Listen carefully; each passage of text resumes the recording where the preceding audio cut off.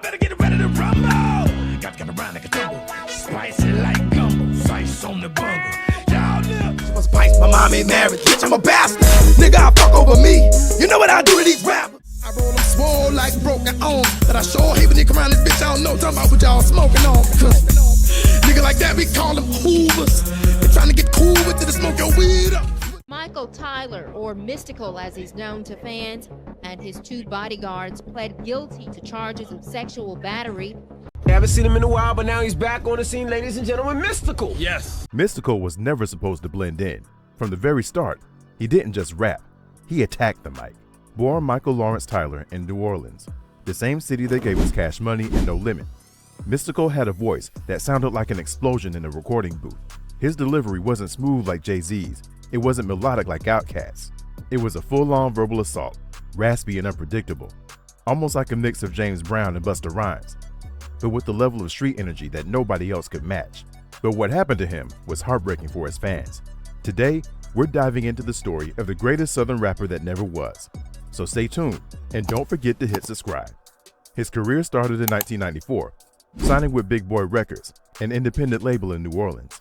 Back then, the Southern rap scene was still fighting for respect, and Mystikal wasn't the type to play it safe.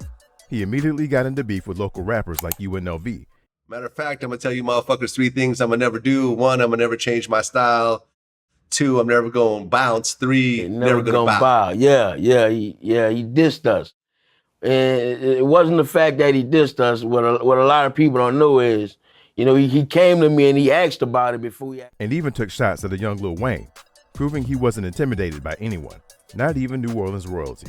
That energy caught the attention of Master P, the CEO of No Limit Records, who was in the process of building one of the biggest rap empires of the 90s. At the time, No Limit was unstoppable. They were dropping albums every month, and every project had the infamous gold tank logo stamped on the cover. But Mystikal wasn't just another soldier in the No Limit army. He was their secret weapon.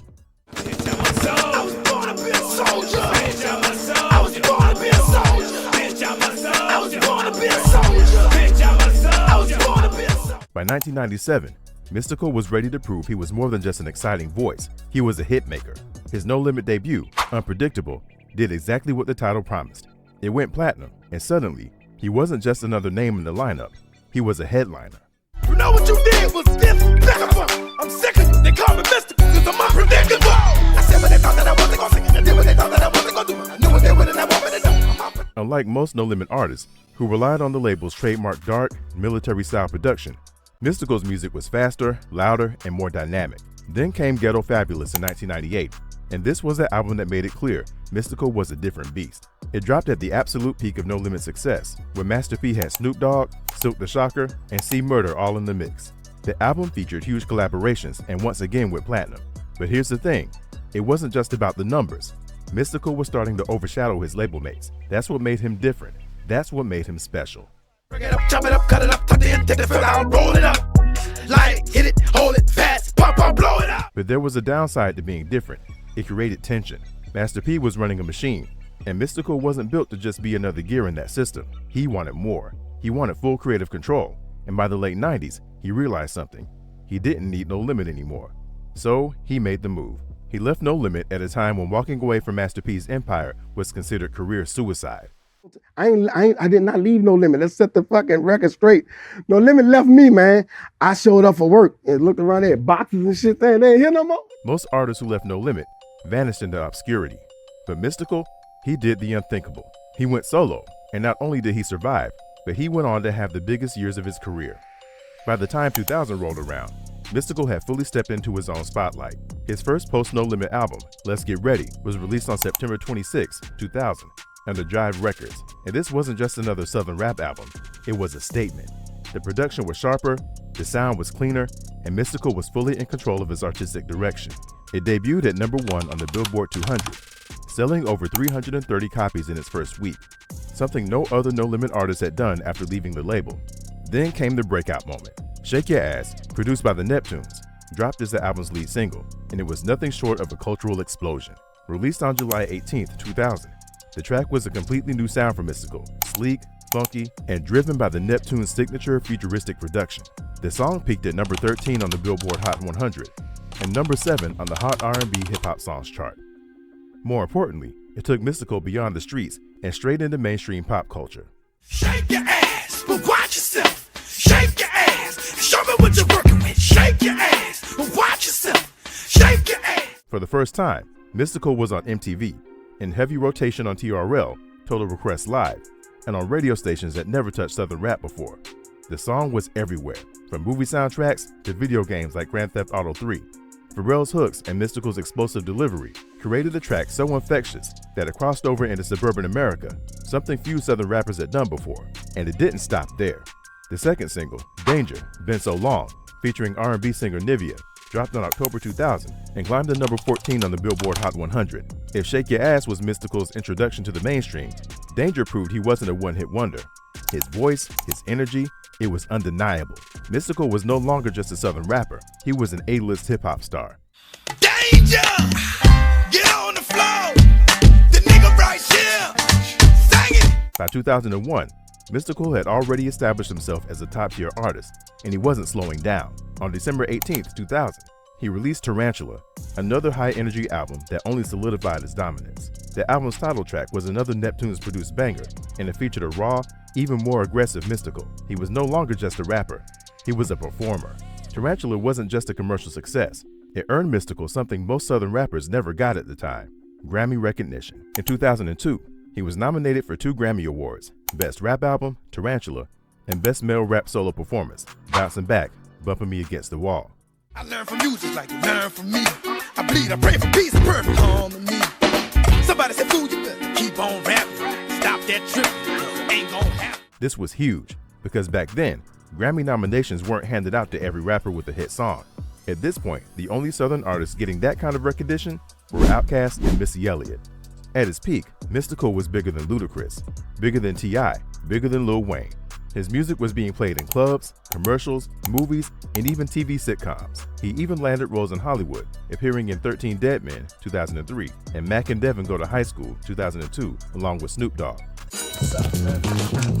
You can't smoke in here, young man. Hey, don't worry about it, baby. I got a medical condition. Mystikal was an entire brand at this point, and the industry was watching. But just as it seemed like he was about to cement himself as the king of the South, everything collapsed overnight. On January 15, 2004, Mystikal was sentenced to 6 years in prison for sexual battery and extortion, a career-ending bombshell that left fans, industry insiders, and fellow artists stunned. This wasn't a case of bad business deals or rap beef gone wrong. This was a violent crime that wiped out everything he had built. The details were brutal. In July 2002, Mystikal accused his hairstylist of stealing $80,000 in checks from him. But instead of handling it legally, he and his bodyguards forced her to perform sexual acts on them while they recorded it on tape. When the authorities got their hands on the videotape, the case was open and shut. There was no defense. He was arrested on July 18, 2002, in Baton Rouge, Louisiana, and after pleading guilty in 2003, he was sentenced the following year. 2 of his bodyguards were also convicted in the case, but Mystikal took the biggest hit. Prosecutors weren't playing games. This wasn't some celebrity slap on the wrist sentence. He got 6 years. No early release, no industry favors. It was over. While Mystikal was sitting in LA and Hunt Correctional Center, the rap game moved on without him. Lil Wayne took over as the new face of Southern rap, dropping The Carter in 2004 and The Carter 2 in 2005, setting himself up as the king. T.I. went mainstream with Urban Legend, 2004. You don't know. You might have seen me in the street, but shout it, you don't know. When you holler, when you speak, remember you don't know. Save all the hating and the popping, pimping, you don't know. Quit telling people you my partner, listen, you don't know. And Ludacris kept dominating with The Red Light District in 2004. Meanwhile, Mystikal was completely removed from the conversation. There was no mixtape grind, no guest verses, no interviews, just silence. His name, once at the top of the charts, was now associated with one of the ugliest scandals in hip-hop.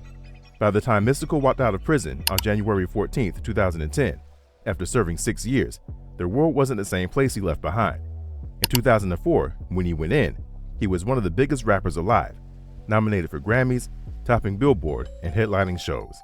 By 2010, the landscape had completely shifted.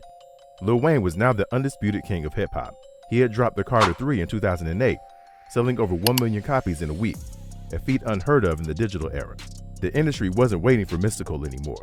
There were new stars running the game: Drake, Nicki Minaj, Rick Ross, I push and I push, I ride and I ride, trying to survive on 95. And even younger artists like J. Cole were already establishing themselves. Mystikal's biggest fans had grown up, moved on, and the younger generation barely knew who he was. Still, Birdman saw potential. In 2011, Mystikal signed with Cash Money Records, hoping to restart his career under the label that had now surpassed No Limit. The logic made sense.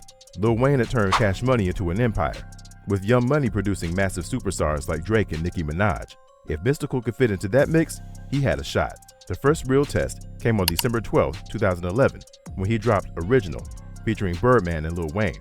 It wasn't bad, but it wasn't special either. Mystikal flow still had energy, but the industry had changed. The beats were different, the cadences were different, and the way fans consumed music was different. He tried again with Hit Me in 2012. Can't pass the people, can't pass the hit me. That was me that you missed. I'm the one you've been missing and wishing for less.